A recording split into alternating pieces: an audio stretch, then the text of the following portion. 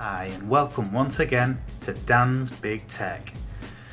Now on today's show, we're going to be looking at various ways of remote playing your PS4.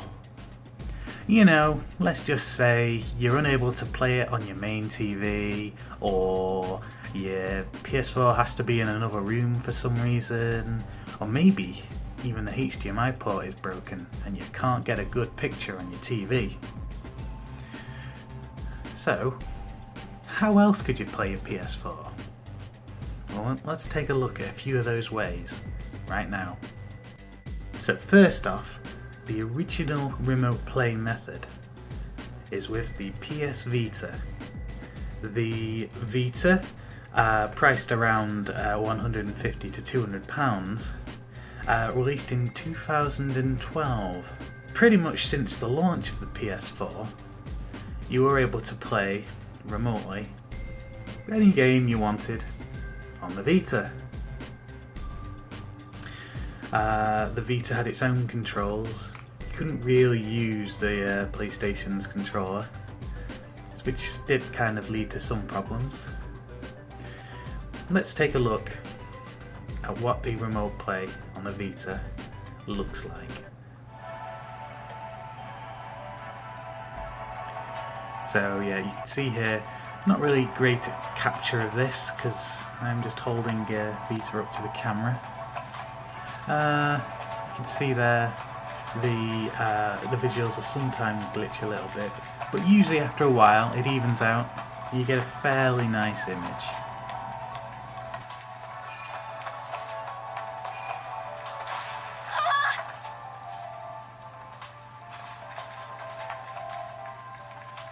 So for the pros, for the PS Vita, it's a nice portable solution. You can use it pretty much anywhere provided you've got a good strong Wi-Fi network.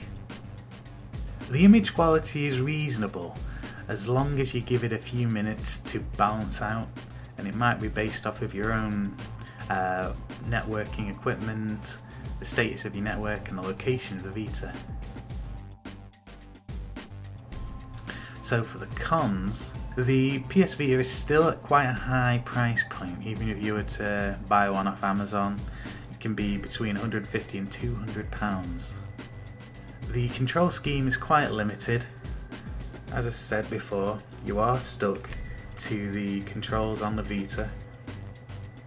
PS Vita is Wi-Fi only, so you might not necessarily be able to get the best quality of connection that your network could otherwise provide. The visuals during my test seemed prone to glitching, but this was mostly during the first few minutes of play. The audio did seem to struggle a little bit as well. The second method that I've selected for remote play is via the PS TV. So this little PlayStation TV console came out towards the end of 2014, and it can do pretty much everything the Vita can, except it doesn't have its own screen or its own controls. But the device does let you connect via Wi-Fi or via hardware, via the Ethernet cable, so you can have a wired connection, which is very convenient. Here's the PS TV running on remote play. The visual quality is very good. A lot better than the Vitas. I was unable to rate the sound because for that you do need a TV with speakers, and I didn't have one of those in hand. Let's take a look at the pros for the PS TV remote play. The PS TV is affordable. It only cost about £45 new. It was able to offer smooth videos even on a normal full-size screen. And this made for very good remote playback. The PS TV offers your choice of Wi-Fi or Ethernet, so you can cable it up how you like. The console's very small and easy to set up. Going over to the cons for the PS TV remote play, you've got your limited audio options.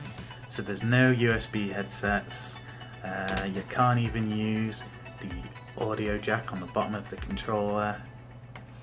I'm afraid you're limited to the audio going for the HDMI cable.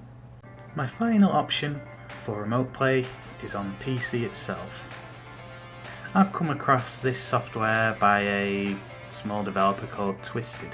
Now the software they've brought out, they're charging £6.50 for it, and that came out at the end of 2015. They did recently, however, come up with a free version. Now the free version is the previous build, so there's like more bugs and glitches in it, and it has a 5-second countdown timer whenever you start the app. But excluding those things, it's not a real problem, and so you can enjoy some really high quality remote play for free. Looking at the pros for the PC remote play by Twisted, it's very affordable at £6.50.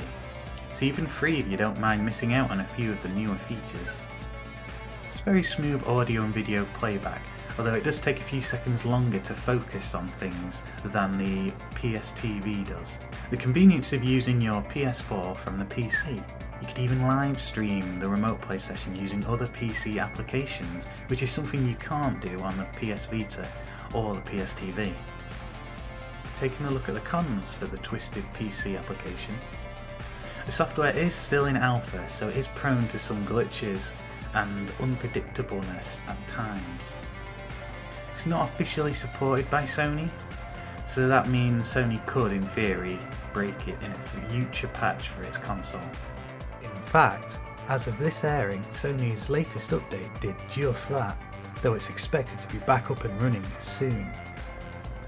This app does require a PC to run on, so it could be make it or break it for you if you don't have a PC on hand and you're not willing to buy a PC. Finally, let's see those three methods side by side so I can give them a satisfaction rating.